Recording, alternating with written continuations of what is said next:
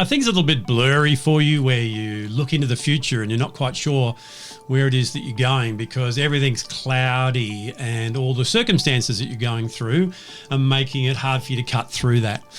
And things that you thought you were going to do have just dwindled away to just nice to have things because you can't see any way of getting there.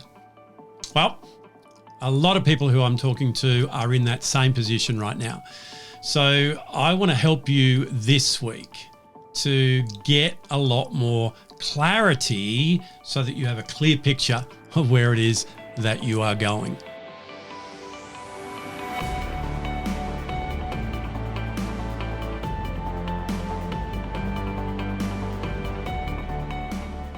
Hi, this is Grant Herbert, VUCA Leadership and Sustainable Performance Coach. And today I want to continue our conversation around intention and doing things and living life on purpose by helping you to reclaim your vision. As a leader, we need to take charge, make things happen, and have a vision and a purpose for what it is that we're doing. If we take that into the realm of personal leadership, we don't only need that at work with our team, we need that in our own life. A lot of people are stuck in the status quo where the day-to-day just consumes all of their thinking, all of their energy. And because of that, they become very short-sighted, where they can't see the forest for the trees. And although they try to look ahead, the picture is really blurry.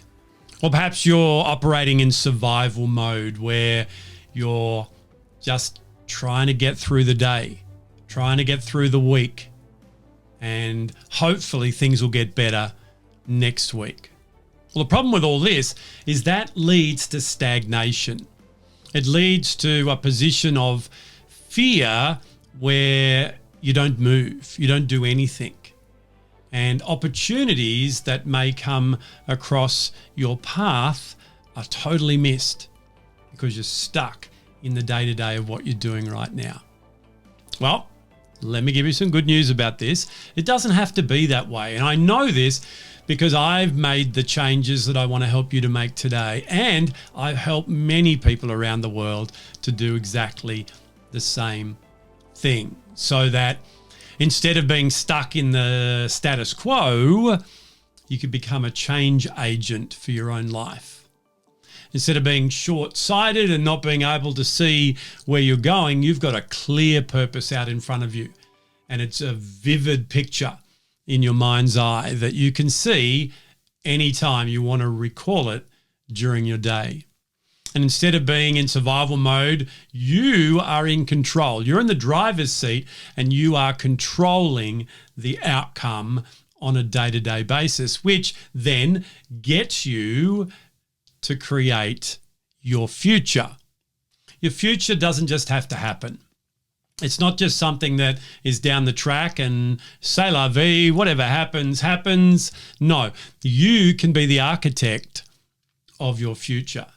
Now, as I always say, we're not talking about perfection here. We're not talking about a euphoric situation, a utopia where everything is beautiful and everything goes the way that you want it, because that's not possible.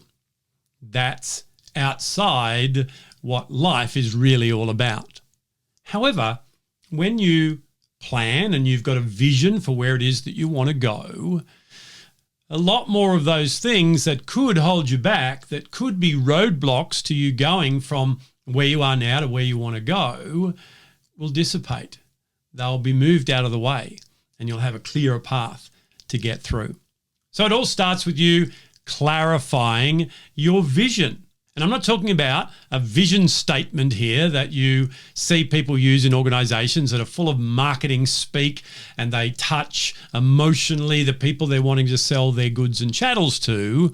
No, I'm talking about something that you can clearly articulate that's going to help you to bridge the gap from where you are now, which is your present, to where you want to go in the future, and enables you to invest your energy in the best possible way in the present.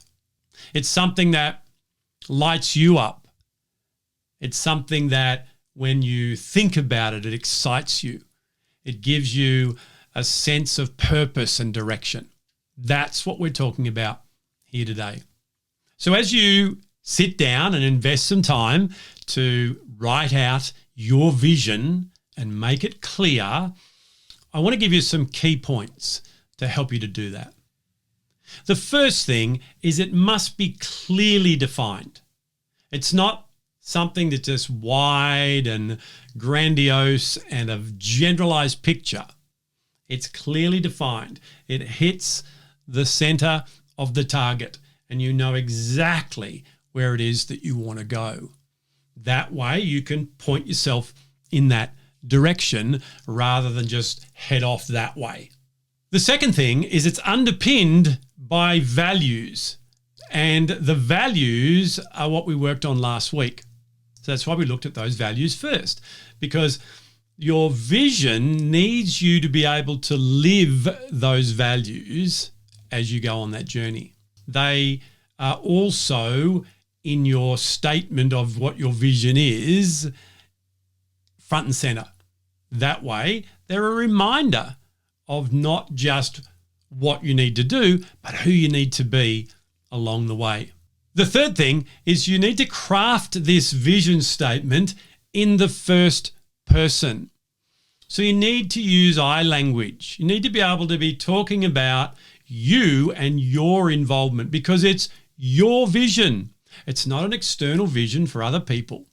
It's for you to get excited about. It's for you to use to motivate, inspire, and direct you. The fourth thing is you need to be able to communicate that vision with clarity. Now, yes, there will be some people who you will communicate your overall purpose in life, your vision to. However, the first person is you. So you need to be able to communicate it in a way that you understand, in a way that it pushes the right buttons for you, it ticks the right boxes for you. And then when you are communicating it to others, those people, by the way, need to be people that have a vested interest in you getting what you want out of life, not people who want to hold you back. You can communicate it in a way that's easily understood. It clearly shows who you are, who you're becoming, and where you're going. And the fifth thing is it needs to be measurable. It needs to have milestones and markers there so that you can align up with your journey, where you can check in, where you can do values checks, where you can do progress checks, and where you can, if your vision, for example, was for the next year, where you can see if that's aligned with where you're going in the longer term. So there's 5 things that you need to consider when you're writing out your vision. So how do we write a personal vision? Well, let me give you a simple process that I use for myself and when I work with my clients as well. And if you follow this and put the effort in, you will have clarity around where you're going, and those feelings of being stuck in the status quo will be long gone, and you're going to get the results that you want, not just this year, but in years to come. All right, let's roll up our sleeves and get into it. So the first thing you need to do is define the vision. So you need to write it and use Post-it notes or whatever you need to do, mind mapping, drawing on the wall. I don't care what it is, but you need to get your thoughts out of here and actually define in big picture where it is that you see yourself going, where it is that if everything went the way that you wanted it, you could arrive there. So that's the first thing. You then need to, once you've got all that raw material, values check it. You need to take what it is that your vision says to you and go, okay, for what purpose and at what cost? Why am I doing this? And making sure that it actually fits your values and that if you were to achieve that vision, you would be the person that you want to be. It would be congruent with who you truly are and what it is that you truly value. Now that you've got all this raw material, whether it's in mud maps or whatever it is, or whether you've recorded it, the next thing you need to do is write it down. Now, I find that writing things down helps me to remember them. I don't just mean when I can pick it up and read it again. I mean the act of writing it down allows the brain to learn at a deeper level. However, it's way more than that.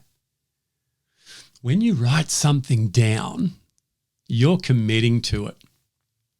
Now, this is not necessarily something that you need to show anyone else. This could be just for you, but you're writing it to you.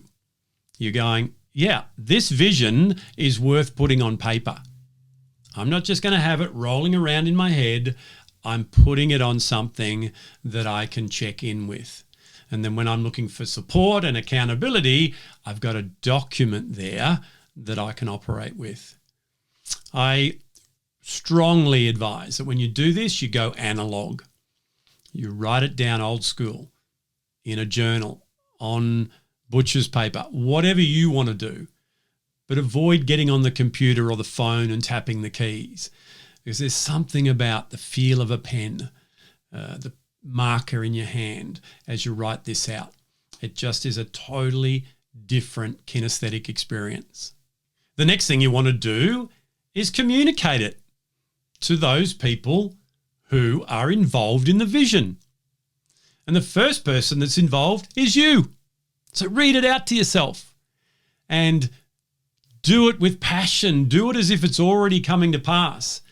And by doing that, you will see if anything is not quite congruent. If there's anything that rubs you the wrong way or makes you think a little bit more deeply. And then you have the opportunity to be able to either take it out or have a look at why that has triggered you. And if it's triggered one of those negative beliefs that you have about yourself, or it's around a fear or the performance trap or any of those things that we've been working on, then you can get your mini-me under control and let your big voice step forward with the statement as it is. So then it's time to live the vision. Start operating out of that vision. Look at, if it's a 12-month vision, for example, you now know where it is that you want to go, and you've got a clear picture of what that looks like. And you've looked at where you are now, and that's your reality. And then you've got a journey to go through. So now what you want to do is take the first step so that you go closer to that vision. That first step is priceless. Having a well-articulated vision that's written down and well communicated can be very frustrating if it's not implemented. So making sure that you take those first steps is imperative so that you can then measure it. A vision is something to move towards. So therefore, along the way, check in on your progress, not perfection. You will, because you are human, miss the mark. Not everything will work the way you want it to work. Life doesn't work that way. So what you're able to do as you are navigating along this journey from where you are to where you want to go is bring things back on in alignment with where you are going in your vision. So making sure that you measure and check in constantly is vital. To do that, I like to have a coach. I like to have someone who is on the journey with me, who's there to give me support and accountability, where I've got different parts of that vision that are chunked down into, smaller spaces of time, particularly in 90 days seems to work for me, where I can check in and go, okay, I've done this, I've done this, I've done this, I've changed this, I've learnt this, I've grown in this area, and I can be then accountable to my coach for my progress. But whatever it is for you, it's your vision. It's a clear picture of where it is that you want to go. So make sure that you are able to articulate it, measure it, and action it so that you can be where you want to be a year from now, rather than regretting that you've just got stuck in that rut and you've just continued to do the same stuff over and over again. Well, now you have a vision. Work on it, and hey, feel free to share it with me and let me know where it is that you're going. I'd happy to be part of your accountability team. Well, that's it from me for another week. Join me again next week as we continue this conversation around intention by helping you to stay on mission. I'll see you then.